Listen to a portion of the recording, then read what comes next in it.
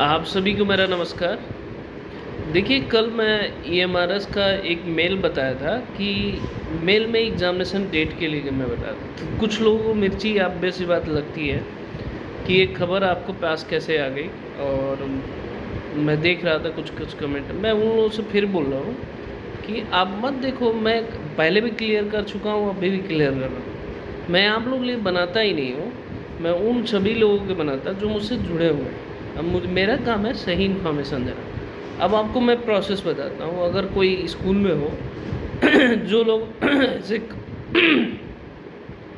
Comment कर रहे हैं, उनके लिए भी मैं बता देता हूँ कि जैसे मान लीजिए स्कूल में है, तो अगर मान लीजिए यूपीएससी का सपोज करिए कोई एग्जामिनेशन होता है, सपोज करिए एनडीए ऑफलाइन होता है। तो अगर आप स्कूल में हैं, तो जब एग्जामिनेशन कंडक्ट होता है तो आप प्रिंसिपल से पूछ सकते हैं। 1 महीना पहले वो मेल आता है जिस भी स्कूल में। अगर प्रीवियस ईयर अगर आपने किया है तो ठीक है, अगर नया स्कूल अलॉटमेंट होता है तो मेल आता है कि आपके पास कितने रूम हैं, कितने स्टाफ है। जैसे हमारे यहाँ है 24 कमरों का बनता है, और 24 कमरों में हम कंडक्ट कराते हैं। हम खुद एग्जामिनेशन इंचार्ज हैं, और 24 कमरों में हर कमरे में 24 स्टूडेंट का मतलब 576 कैंडिडेट का ही हमारे पास आता है लिस्ट।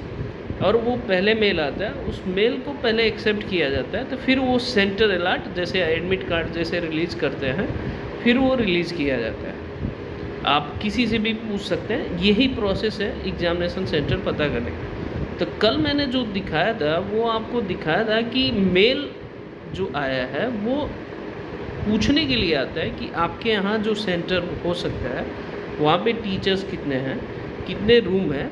ये एस करने के बाद दिया जाता है वहाँ पे। तो जितनी सारी मान लीजिए किसी एक स्टेट का पूरा लिस्ट अगर वो आ जाता है, लिस्ट आने के बाद फिर वो खुद डिसाइड करता है, जैसे ऑर्गेनाइजेशन जो भी पेपर कराना चाह रहा है कि यहाँ सेंटर दिया जाए, फिर वो वही चीज़ प्रिंट करके फिर आपको एडमिट कार्ड पे दिया जाता है। ये प्रोसेस आपको पहले से ही किया जाता है। ऐसा नहीं कि जैसे मान लीजिए हमने एग्जामिनेशन नोटिस दे दिया कि 1 महीने का पीरियड बाद पेपर होगा तो आपको तुरंत दिया जाएगा, ये पूरा प्रक्रिया होती है। तो कल जो मैंने दिया था वो आपको बताया था कि स्कूल पे मेल आया है, इस डेट को एग्जामिनेशन होने की संभावना है।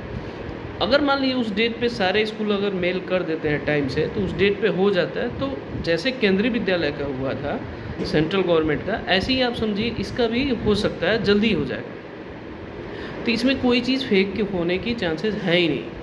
मान लीजिए अगर 1% आपकी तैयारी, सपोज करिए तैयारी कर रहे हैं, उस दिन एग्जामिनेशन नहीं हुआ जो मैंने बताया, 1% में मान लेता हूँ, 1% एग्जामिनेशन नहीं हुआ, तो क्या आपकी तैयारी कम हो जाएगी?